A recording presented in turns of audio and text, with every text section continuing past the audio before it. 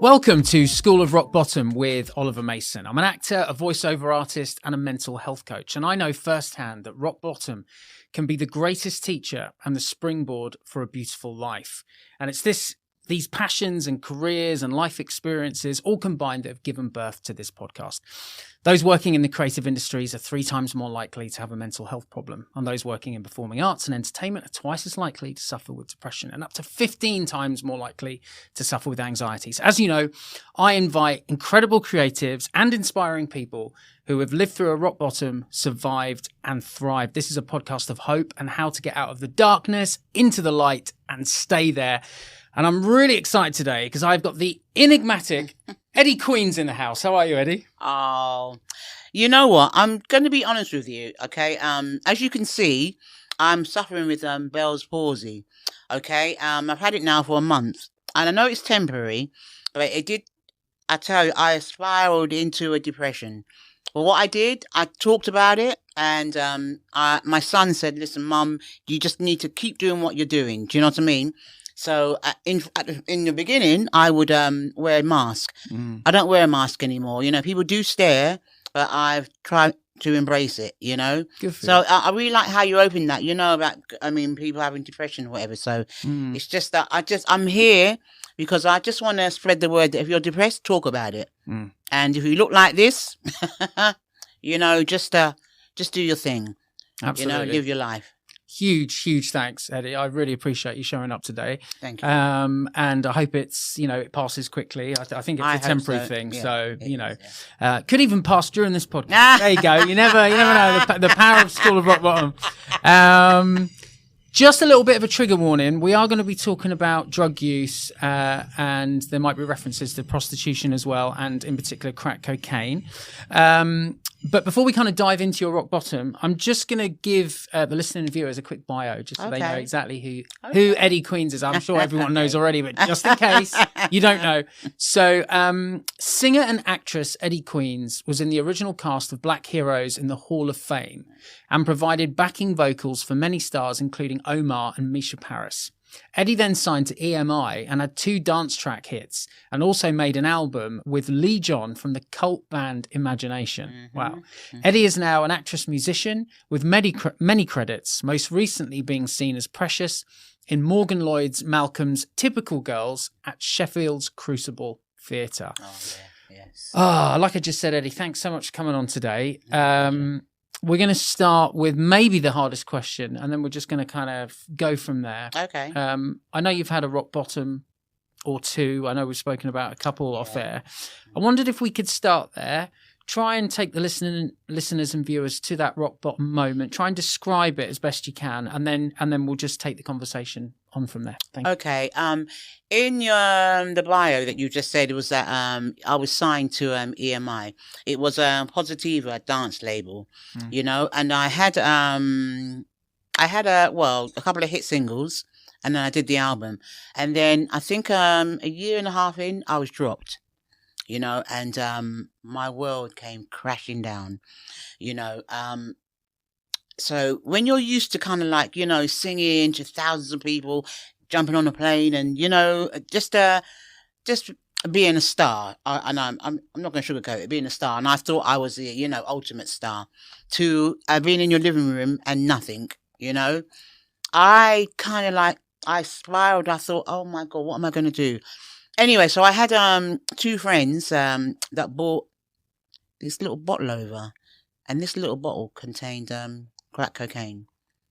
I took a hit of that, and I forgot I was a singer. I forgot I was a mother. I forgot everything. All I saw was just flowers, and just I was like in a field, you know, a poppy field, and it was just absolutely lovely. And I just wanted more of that feeling, you know, and I got more of that feeling. But the thing about it was that that's all I focused on. You know, I had a son and I had a family, but they weren't really important to me. It was just this feeling. It was so overpowering. This feeling, I had to chase it. Had to chase it. And then when I couldn't get any more, I was in a depression. So then I would drink. You know, it was terrible. It really was. You know what I mean? And my brain was frazzled. But it was a terrible time. Yeah. You know, but something happened that I'm sitting here today. You know what I mean? I did get through it. Yeah, and I think it is a miracle you're sat here today, isn't it? I know sharing some stuff with you off air, you know. Yeah.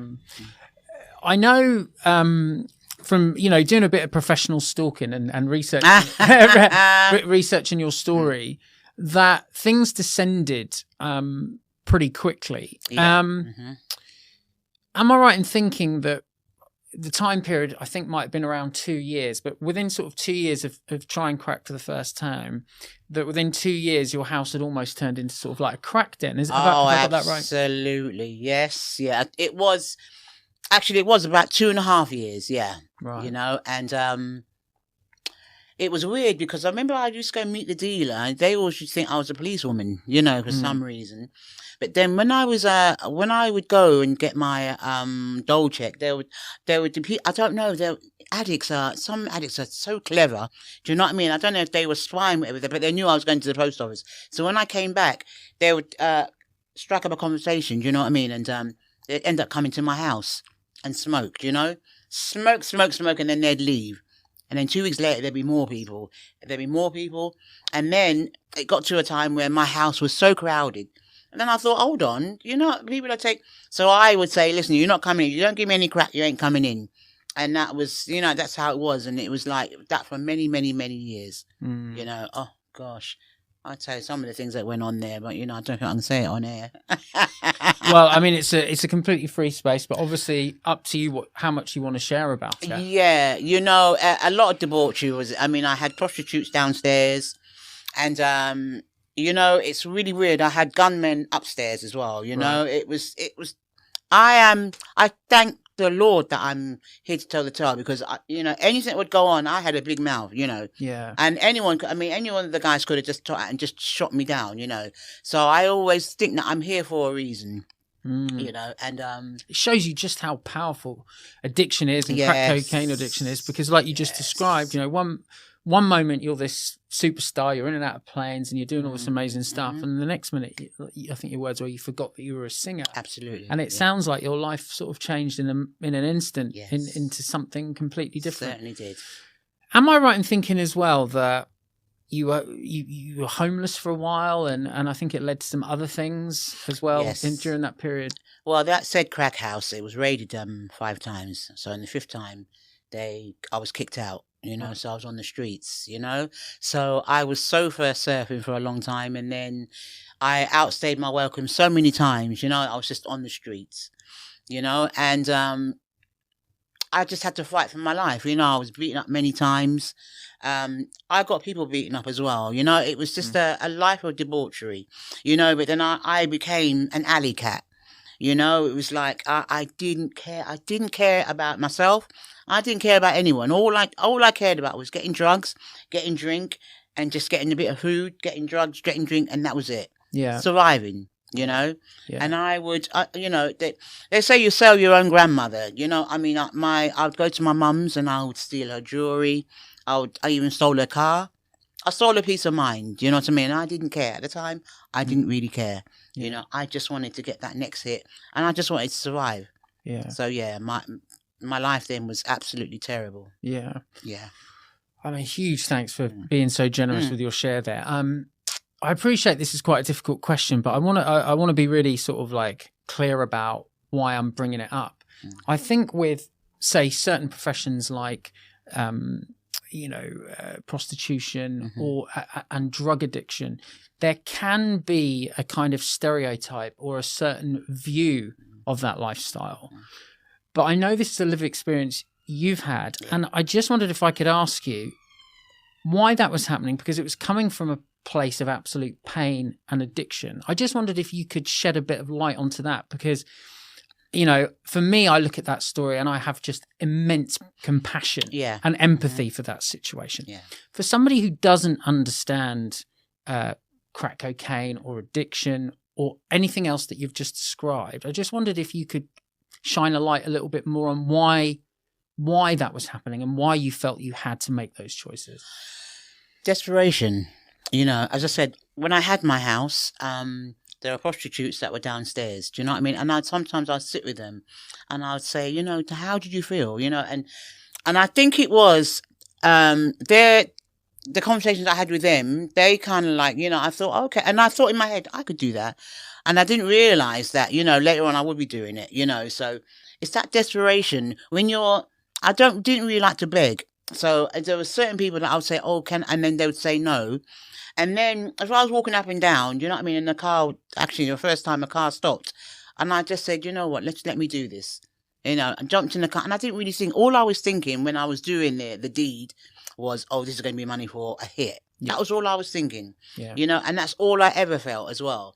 And there were times when I ripped off the punters, when there were certain ways that you did things, do you know what I mean? Certain, with the prostitutes were telling me, well, I was a prostitute now, but they would tell me there's certain things that you could clip, you could do this, you could do, and I did, and as I said, I just was a horrible, horrible person, but I had to survive, so I didn't really, at the time, I didn't think, I'm a prostitute. All I was thinking was, I want to hit. And I think that's for most, I'm talking for most people that are selling their bodies. If they don't really think about, oh, I'm a prostitute, I'm this, I'm that. Mm-hmm. It's that I just want this, I want that, and I'll do anything to get it. Yeah. And we did anything to get the next hit. Yeah, absolutely. Yeah. For those people that are listening to this that maybe don't know much about drugs, and in particular crack cocaine, I've just got a little bit more information for anyone who's maybe doesn't know much about it. So crack is a solid or rock form of cocaine created by mixing water, powdered cocaine, and either baking soda or ammonia, and heating the mixture, resulting in a free base form. The name crack is derived from the crackling noise the drug makes when it's smoked. An addiction can occur after one use. Absolutely. So it's highly addictive. It releases a lot of dopamine very quickly, and then you crash very quickly. It lasts for 10 minutes. Right. 10 minutes, and then you go again, but you never ever get that same feeling of euphoria. You know what I mean? When that first hit, but you're always chasing it. You can start, maybe I used to start in the morning, and I still be trying to get that high, maybe 24 hours later. That's the power. Yes. Of the crack cocaine. And the research I was doing as well, it was saying that the come down's very quick. Is that right? Did you feel depressed sort of within? Well, then I see what I used to do. I used to get some alcohol, you see. So my come down wasn't so. The alcohol, I was coming down. The alcohol would bring me back up again. You know what I mean? And I was very obnoxious. I mean, I'm loud anyway, but I was super loud with the alcohol, and that's when I got really. You know what I mean? It's like when I had the alcohol in me, I would do anything. Right? I was like Superwoman. Right? I'm going to get myself some now, Yeah. So I'm so grateful for you coming on today. I think out of all the guests I've had on, that kind of trajectory of really being up there and then really being down there and then really up there again, you've really gone bang, bang, full circle. And it's, I think as well, people need to understand, the science around what happens to the brain with a drug like crack cocaine, because in that moment that you described, you were in pain. And not for everybody, but for a lot of people, addiction is about feeling disconnected, but also about not being in pain anymore. And you described that emotional pain. And I can relate to that as well in the industry as well, of having something in my hands. I was doing a job that lasted quite a while, and then suddenly it was over and just feeling absolutely crushed from that. We know that crack cocaine in and of itself is highly addictive. If crack cocaine didn't exist, do you think you would have found something else? Oliver, that's a good question. And I feel in life, I think our higher power or God or whatever being it is has our paths mapped out. And I truly believe that if it hadn't been crack cocaine, it would have been something else. Yeah. I truly believe that. Yeah. And I believe that I went down this path because there was a reason that, and there's a reason why I'm still alive. I like to mentor up and coming addicts, as it were, or people that are struggling. That's what I spend my life doing, as well as my acting and my singing. I like to mentor, addicts that are maybe fresh in 2 days in, 3 days in, because I know that in the beginning of my recovery, it was very hard. I couldn't get a 5 minutes clean. I had to go to meetings. I had to sort of like talk to people, and it was hard. It was tough. it was really tough. But like, I had to tell myself, what do you really want in life? I have a son. I want my son back in my life. Yeah. I want my family back in my life. You know, and I wanted that more than anything, and I had to fight to get it. Yeah. And I got it in the end. You sure did. You sure did. Yeah. Just drilling into the detail about that moment that you took crack cocaine for the first time. I appreciate this is you're going to have to use a bit of imagination here, but if your career was exactly where you wanted it to be in that moment and you hadn't have been dropped and feeling that pain, what do you think your reaction would have been to your friends offering you that crack cocaine? Would you think you would have refused it had your circumstances Absolutely. I would have, because I've got to say that, you know, when I was on stage, I would have half an E. Right. You know, and for me, it was like, I just have a little bit of this, a little bit of that. Do you know what I mean? I know that if I was still signed, I was so, I was like, you know, oh, I don't want to do this because that might happen. I don't want to. So I know that, you know, I would never have taken the crack cocaine. Yeah. I know that I would never have taken it. And I think that's the thing, you know, where the education comes in around addiction, because I think, it's, you know, it's like, say, with alcohol, if you've got an anxiety disorder and you drink, you're not only getting the hit of dopamine from that alcohol, you're also getting the removal of anxiety. So you're actually getting a double hit. And I think in that moment, you know, this is obviously me just guessing, I don't know exactly what your brain was doing, but I would guess, you know, not only are you getting the high of the crack cocaine, but for a split second, well, 10 minutes maybe, the pain went. It certainly did. The pain went away. It went away. As I said, I forgot I was a singer. I forgot I was a mother. The pain went away. The pain was just gone, and it was just... And then for me, it was like when I was trying to get more, it was like, you know, the pain of my family, whatever, I forgot about. Yeah. Because I was so busy trying to get some more crack, get some alcohol. I wasn't thinking about the important things in my life. Absolutely. And this is where, you know, what they call amygdala hijack happens, because that bit of our brain, that fight or flight part of our brain, the amygdala, our survival center, what it does, this is a way I always frame it, is it gets a Polaroid camera and it takes a photo, and in your brain in that moment it says crack cocaine works. It takes the pain away, it makes you feel better. And so then after that, the amygdala just keeps suggesting it to get it. And you know, that's why people become powerless over it, because the brain believes it needs it for survival. And it can go on like that for a few years, you know. And then sort of like the later years, it just didn't become enjoyable. It was like, you know, a means to an end. You know, it just wasn't enjoyable anymore. And it was funny, I could see the pain in my family's eyes, you know, but I still couldn't stop. But then it was like, you know, I could see the pain was coming nearer and nearer. And my mother's pleas, my father's pleas, my son's pleas.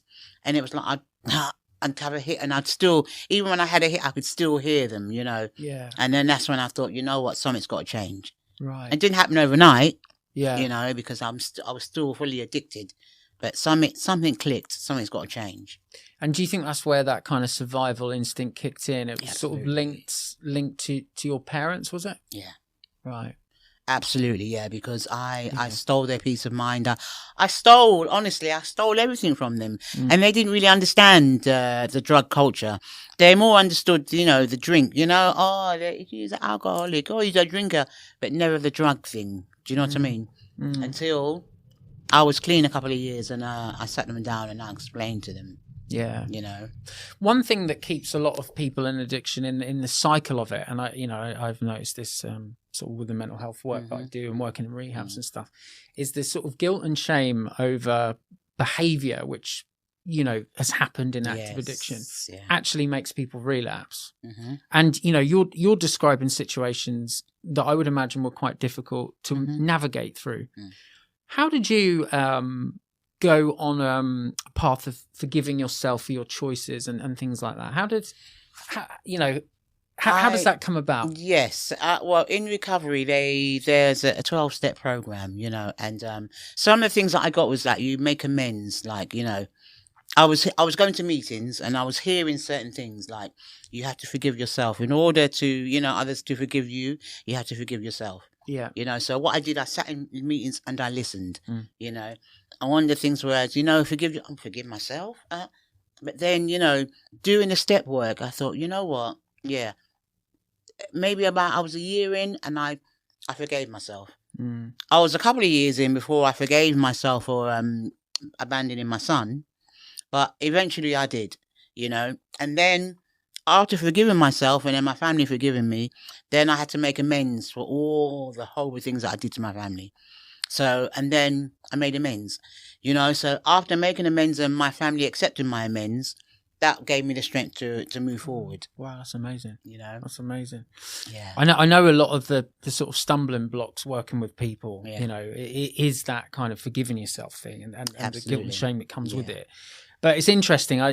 One thing that I've noticed is that if you take a word like powerlessness with addiction and you say to someone that's struggling, you can say, okay, can you accept the fact that when you have a drink or a drug, you're powerless over how many you have?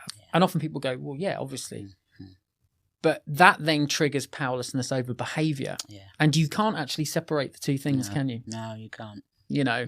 And so that's why all of those other consequences come. And you're just as powerless over them as you are the consumption. Absolutely. Absolutely. And Absolutely. just looking at sort of something that you talked about earlier, this sort of sense of identity of being a singer and that one. A lot of people I talk to in recovery from addiction talk about, reclaiming a sense of identity. When you were sort of out in the madness, if you like, how did you identify sort of as yourself? Was there any sort of previous notion of your previous life, or did it almost merge into something completely? It merged into, what? That's a really good question, because I think in the first couple of years of my addiction, I said I forgot. But then, if I'm really honest, as the years went on, I did have moments of, God, I used to be a singer. I used to be this, and then I'd have a hit and then I'd forget about it, But as the years went on, that yearning, do you know what I mean? Because it was in me. The acting bug was always in me. The singing bug was always in me. But, the crack cocaine always kept it at bay. Yeah. But there were times when I didn't have crack in my system, not long periods of time, but those periods of time when I didn't have crack in my system, I yearned, I want to be a singer again. I want to be, but how am I going to do it?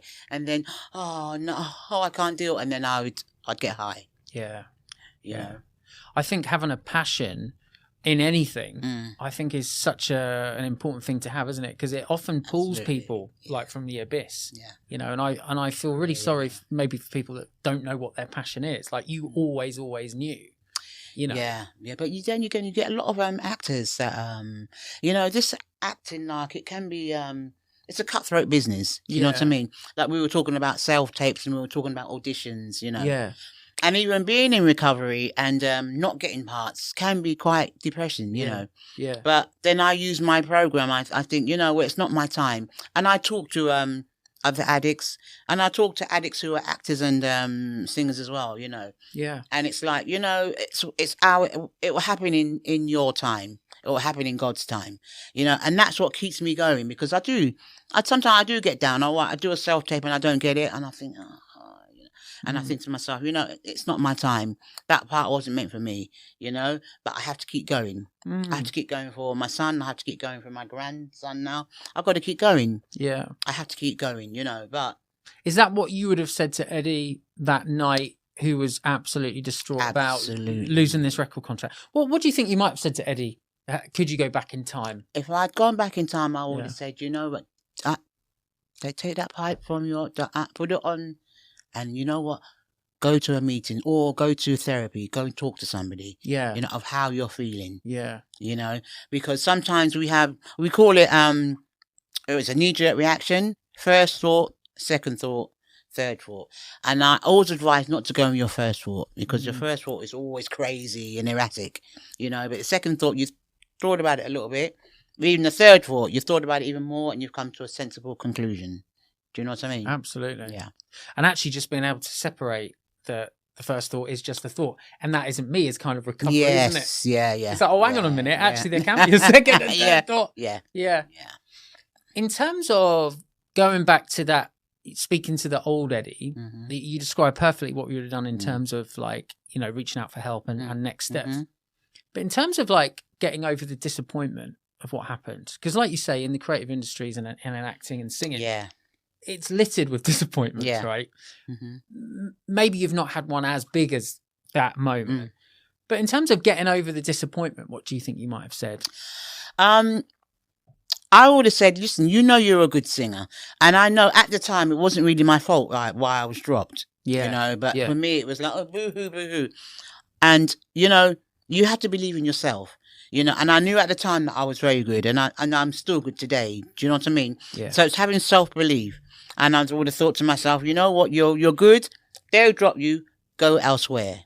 Do you know what I mean? Don't pick that up. Go elsewhere. Go somewhere else, because somebody else will want to hear that voice of yours. Yeah. And that's what I would have said. Yeah. You Absolutely. know? Yeah. I mean, Eddie, you're just a powerhouse, really, because you've had a very, very dark rock bottom and absolutely flipped it around. Like, I highly, highly, highly commend you. Like, what an incredible turnaround, and the effort, energy, and passion that you must have put into it to do that is, you know, I'm doing a massive clap. Bless you. One thing that I don't think is spoken about enough is this thing that anyone who's gone through an addiction has actually got some really amazing transferable skills that they can use for the good, right? Because often society, when they look at someone with a substance misuse problem, they just see the negatives, right? Yeah. But in active addiction, you have to be very passionate. Or, okay, you're only passionate about your drug. You've got to be incredibly resourceful. You've got to be manipulative. You've got to find a way. It takes a lot of energy. Did you find that you were able to sort of transfer some of those negative traits and just flip them into like positive ones? Absolutely. That's why, you know, I always say addicts, alcoholics, we are smart. And I'd like to swear, but I'm not. We are so smart. Do you know what I mean? We know how to manipulate the system. We know how to, we know how to do everything, so that's why I always say that, addicts or alcoholics make the best, therapists, make the best counselors, because they've actually lived it. Yeah. They've actually had that, lived experience, but I'll say it again, we are so clever. We really are clever. And, sometimes, you get somebody that hasn't experienced it, or try and counsel. And I've heard so many times that somebody that hasn't lived it doesn't understand it.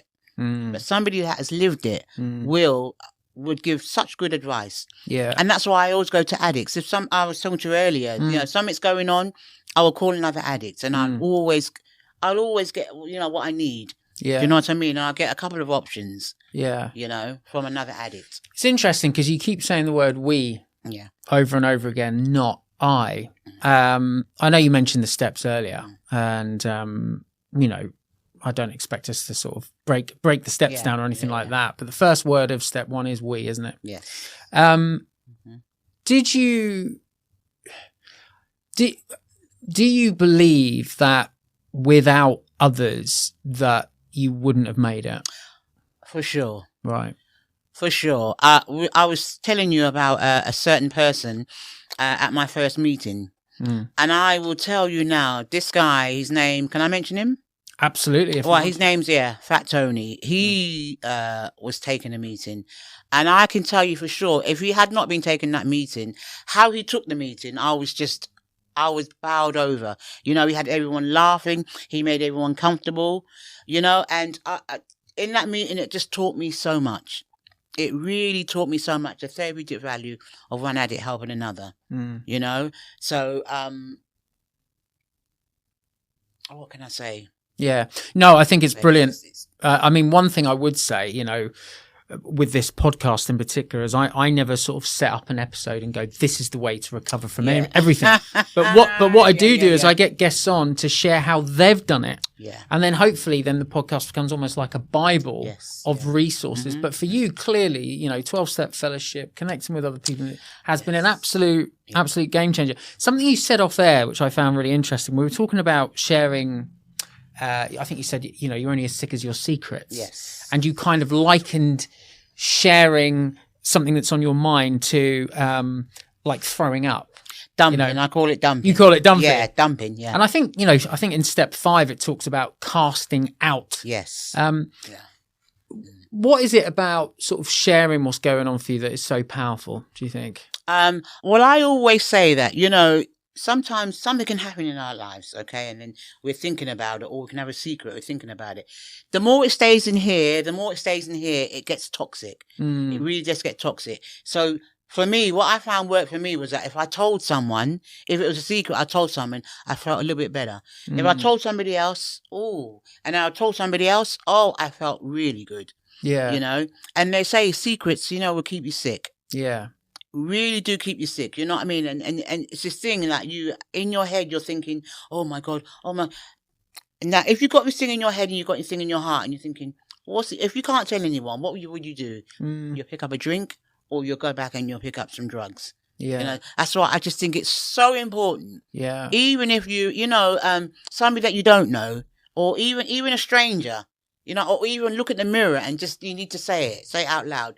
Yeah, I've killed someone, but not, I've done this, I've done that. If it comes out, then you've got a chance of surviving. You've got a chance of not picking up a drink or a drug. You know what I mean? And you've got a chance of kind of like, this problem that's there, just taking the power out of it. Yeah. I mean, I must say, like, everyone I know that's had any kind of severe mental health issue, addiction or anything else that's come through the other side have just got this incredible, it's an overused word at the moment, but authenticity about them. They're just this amazing honesty, but so many people find that incredibly difficult. Yeah. And when people are on the other side, it's almost like, come on, just find there's a brilliant little quote you gave me off air. Take it like a woman, take it like a man, take it to your grave. Why do you think people do take it to the grave? Literally. Shame and guilt. Right. I think it's shame and guilt. And, that's why, I always think in life, you've got nothing to be ashamed of. You really haven't got anything to be ashamed of. If you do something, you have to own it. And I think it's the Real Housewives of, who says own it? Somebody, Lisa Rinna. That's it, Rinna? Lisa Rinna. Is this the original Desperate Housewives? Or no, the Real Housewives of, is it Beverly Hills or, where is it? I think it's Beverly Hills. Okay. And she always says, own it. You know what I mean? And I all agree with her. You have to own it. Everything you do in life, you own. To be ashamed of nothing. Do you know what I mean? Be ashamed of nothing. And I think, I always say the truth would always set you free. Yeah. Do you know what I mean? It doesn't matter how damning it is, it will set you free. Yeah. But with that, it sounds like you take immense responsibility because, you say, own it. Yeah. But, you talked about making amends and things like that. It sounds like, yes, you own it going forward, but at the same time, I would imagine you're very mindful about how you treat other people. Absolutely, and when I say own it, it's like, I said to you, my mum and dad, I stole their peace of mind. I stole so many things from them. Well, for me, my mum and dad both died in 2017. Sorry to hear that. And the thing for me was that I made amends to them both. I said sorry to them both. I made financial amends to both of them. And, today, for me, it just gives me peace of mind, It really does give me peace of mind as to if I hadn't done that, I don't know where I'd be, So that's why I say, and, if you want to make amends or you want to, any secrets or anything that you've done, just to say sorry, I'm sorry that I did this, or, I stole this, here's something, that just to give back for, it might not be, the whole amount, but there's something. Having peace of mind is the world, I'm telling you, it really is the world. And I think it's kept me clean because, as you know, last Thursday I celebrated 13 years clean. Congratulations. That is amazing. That is amazing. And that's partly because I think that I've made my amends to all the people that I've hurt. Yeah. And I have no more shame. Yeah. I have no more shame, know. And I was saying to a friend, I could go into Buckingham Palace and say, yes, I used to be a prostitute and I'm a recovering addict. I am not ashamed anymore. Where, and I'm not judging. There are some people that are in the rooms that think, I'm at work, but they don't know I'm in the rooms, And that's their choice. Yeah. But I'm an open book. Yeah. If you want to ask me about anything, I will tell you. Yes, I was a prostitute. Yes, I stole. I've done many, many things that I am ashamed of. But you know what? I've made peace with it. Yeah, and so you should have done. Yeah.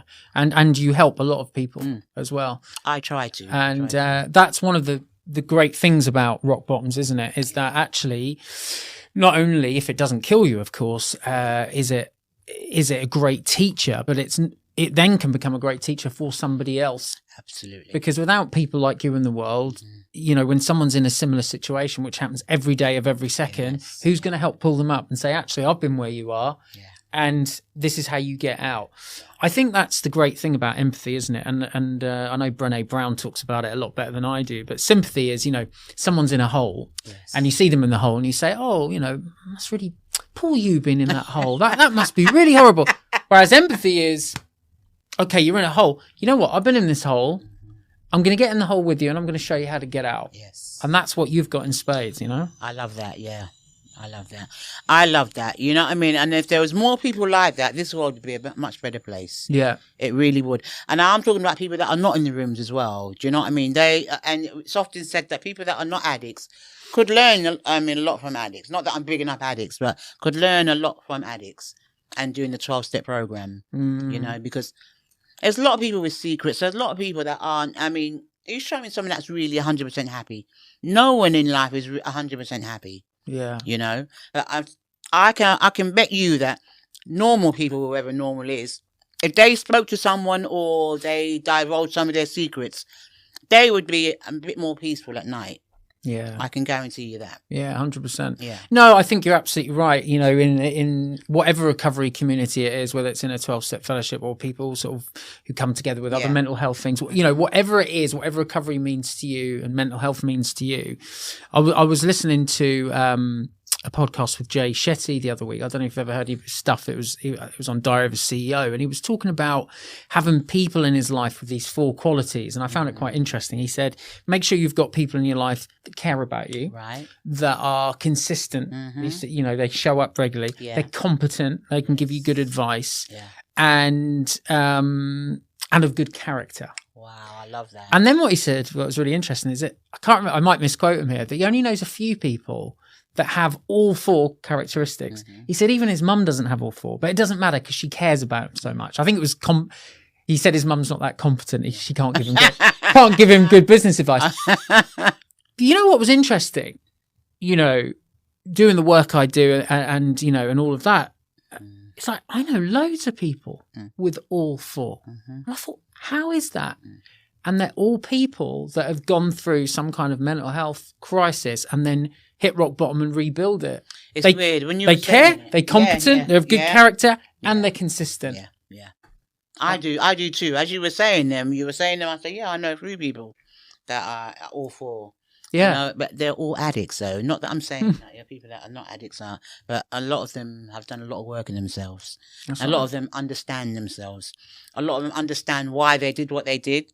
A lot of them, are happy or are content with their lives right now, because they've actually studied the wreckage of their past. Exactly, which a lot of people don't do. Yeah, because they're not forced to do it. Maybe in the way, But I think that's absolutely brilliant. I'm just aware of time, but something that I thought was quite an interesting little thread was obviously, you could look at that moment that you first tried crack, and you could blame the industry for that in some way, which you've never done, of course, but you might look at it. But actually, it was the industry that actually pulled you back as well. Yeah. Because you talk about your recovery community. I wonder if we could just talk about the role of theatre and getting your confidence back. And I think Clean Break in particular. Clean Break, yeah. Can we talk about that? Yes, yeah. I went to Clean Break. I think I got to Clean Break in 2008. And they're the reason I got my mojo back, And as I said before, when I was using, there were some times when I thought, I want to be. And it's been a slow process. Do you know what I mean? It has been a slow process because I've studied, I've done this, but then, we have to be mindful about, there's some roles, I've got some roles and there's some roles that I haven't got, So I've had to same. So I've had to deal with rejection. But with Clean Break, they kind of like put cotton wool around you. Do you know what I mean? Which I love. I love them for.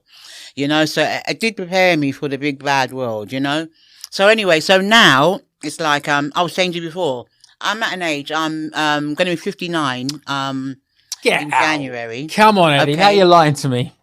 But I tell you, see, I am too young. I look too young to play grandma or, a senior citizen. But then I look too old to play, that youngish, do you know what I mean?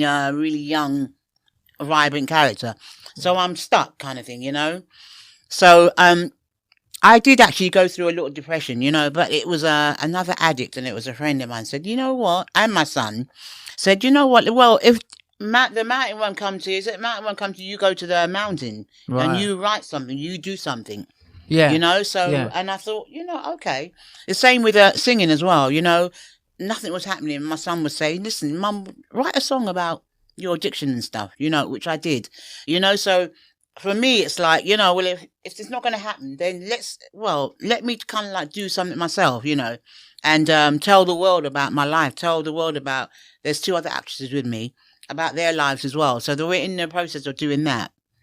Yeah, tell me and the listeners and viewers a little bit more about that. So it's a theatre company. It's a theatre company. We're called Nubian Cohorts.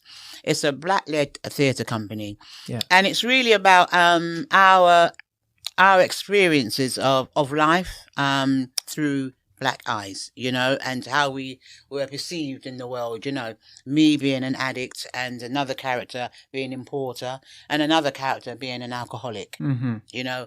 So what was that second one? The second one being an importer? Export, import, you know, she was, you know, I hope you'll have her on, actually. She kind of like imported, exported, and she had runners that were selling drugs for her. So I see what you mean by importer, exporter. Yeah. I know, I get it. She was a big kahuna, do you know what I mean? And I was the lousy crack addict, and then there's another lady who's an alcoholic. Right, okay. You know, and our experiences and how we experienced it in being in London, and the kind of like judgment we got from the government, from society, do you know what I mean? Being, and it's not a racist thing, but being black, you know, and how we were perceived, you know? Sure. So we just want to write this show, and just to show others that, you know, from rock bottom you can rise. It might not be fast, whatever, but you can get up from the floor. 100%. You know what I mean? And just maybe because we want to, maybe from the age of 10 to whatever, you know, to come and see this show, and just say, you know what, you can be important, you can be somebody. So if you do fall, you can get up again. If you fall again, you get up, and you can do something with your life, you know. Just because nothing's coming to you, then do something. Take the initiative and do something for yourself. Amen. And it took me a long time to, because I was like, boo-hoo, poor me, they're not auditioning me, they're not. And it took people to say, well, Eddie, they're not coming to you, do it yourself. Yeah. Oh, but I can't. Oh, I can't. Yes, you can. Yeah. You know, you have to have confidence in yourself. That's absolutely brilliant. And so this is new writing, obviously, that you're. Yes. And are you sort of you're penning it together, or we are? Okay, amazing. Yeah, we are penning it together. Yes. Yeah. So what I'm going to do, guys, is I'm going to put in the show notes lots of links to everywhere, basically, that you can connect with Eddie and all these other amazing projects. I mean, I will be, if I can, on the front row of that first night. Absolutely. That sounds absolutely. That sounds absolutely brilliant. I hope, and I know actually from our conversation that your sense of identity has completely changed now from how you felt, you know, in your rock bottom. I wondered if we could maybe just finish here. Do you sort of see yourself now as a bit of a hero and a bit of a survivor? Because that's how I see you in this moment, as someone incredibly inspirational and you know, an incredibly strong, inspiring and courageous character. Is that the sort of story you tell yourself now? I do. You know, I'm a strong character, but as I said before, you see with my face as it is, that kind of like I disheveled a little bit. Do you know what I mean? But I'm only strong because other people make me strong. Like, as I said, I mentioned my son. I always mention my son and my sisters. Do you know what I mean? They give me the strength to keep going forward. Because with this face, it was like, I don't want anyone to see me, you know. But look, I'm sitting here doing a podcast, and that's because people behind me have held me and said, listen, you can do it. You can do it. So they do it for me. I want to do it for others. Do you know what I mean? So what is shown to me, I like to give to others. Yeah. But that just shows how strong you are, because I think a lot of people feeling the way you do about it. I mean, I didn't even notice until you told me, they would have postponed it. They would have said, I'm feeling anxious or worried about it. Hey, guess what? We'll do it in January. We'll wait a couple of weeks. Yeah. And I knew nothing about it until I just met you now. But I think most people feeling that way would have ducked out. Yeah. So that just proves how strong you are. So I'm here to say that even if, it doesn't matter, you have Bell's palsy, whatever, just keep going, put one foot in front of the other. Do you know what I mean? Because, tomorrow is never promised. Yeah. It never, so it's like, I'll do it tomorrow, I do it. We might not wake up tomorrow, and that's how I see it. Totally agree. Yeah, the old me back in the day would have said, why do today that you can do tomorrow? That was always, and now it's the opposite. And I'm a bit like, why would I do it tomorrow if I can do it today? And I've got to be careful that I don't work too hard. But it's, Eddie, I'm afraid we're out of time. Unfortunately, I could have chatted to you for literally hours here. Thoroughly enjoyed it. Thank you, Oliver. Appreciate you coming down, particularly with what you've shared about what's going on for you at the moment as well. But lots of exciting things as well. Yes. So as I just said, show notes, dive down into that so you can connect with Eddy, see all the amazing things that she's up to as well. A little bit of a sales pitch here. If you're listening to this on Spotify, do me a favor. It means the world. Go over to YouTube. I've just started a new channel. It's very early doors, so slowly it's building. Go and subscribe there as well, please. Give us 5 stars on Spotify. And if you're listening to this on Apple, please hit follow and leave a review. It really helps the algorithm, and share it with someone that you think might benefit from this podcast. So, Eddy, thanks again. Thank you. My pleasure. Enjoy the rest of your afternoon as well. And as I always promise, I will be back in 2 weeks' time. So I'll see you then. In the meantime, take care. Thank you.